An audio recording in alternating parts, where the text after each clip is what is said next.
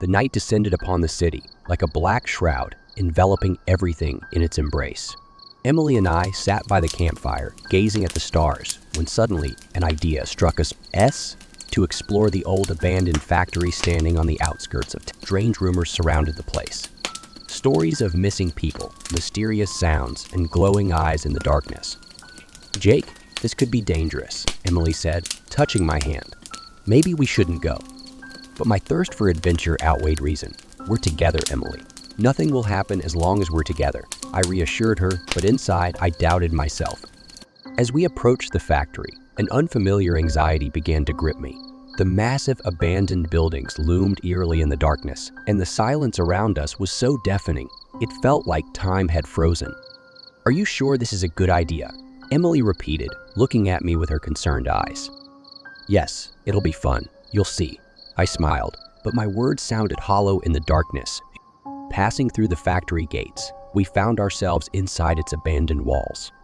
The air was thick with decay and old metal, and dark shadows danced along the walls like ghosts trying to intimidate us. "Something's not right here," Emily whispered, and I felt my pounding heart intensify. Suddenly, at the end of the corridor, I saw two red lights. They glowed in the darkness like two ominous stars, drawing us towards them. "What is that?" Emily whispered, and I froze, feeling cold sweat run down my back. A creature emerged from the shadows, its red eyes gleaming in the darkness, and its body cloaked in a strange black cloak. I couldn't move, my body paralyzed with fear. "Run!"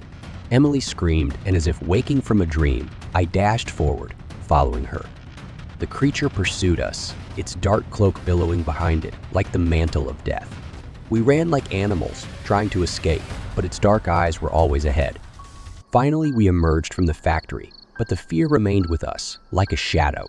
We realized we had encountered something sinister, something that should not exist in this world. Now, every time I close my eyes, I see those red eyes glowing in the darkness, reminding me that some secrets are better left undiscovered. Returning home, we were both filled with a sense of frantic fear.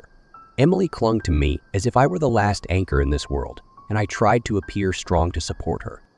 However, from our adventure, I brought not only fear and dread, but also strange nightmares. Every night, I saw those red eyes shining in the darkness like a fiery blaze, threatening to consume me whole. I woke up in a sweat, my heart pounding so hard it felt like it would burst from my chest. We dared not tell anyone what had happened. We tried to forget about it, to cover up the nightmare memories with new, pleasant moments. But the seed of fear had already been planted in our souls, and it continued to grow, reminding us that we still had to face this nightmare. On one rainy evening, as the clouds obscured the last remnants of light, Emily and I sat by the fireplace, trying to warm ourselves and forget the past. But the shadow of fear did not leave us. We hugged each other tighter, feeling that only in each other could we find solace in this cold, silent world. And although we knew that the unknown creature with the red eyes might still lurk in the dark corners of our minds, we decided that we were stronger than our fears. We resolved to stick together as one and face this nightmare head-on, refusing to let it determine our fate. And so, we left the factory in the past, but its secrets and fears will always remain with us, reminding us that there is much more in this world than we can imagine.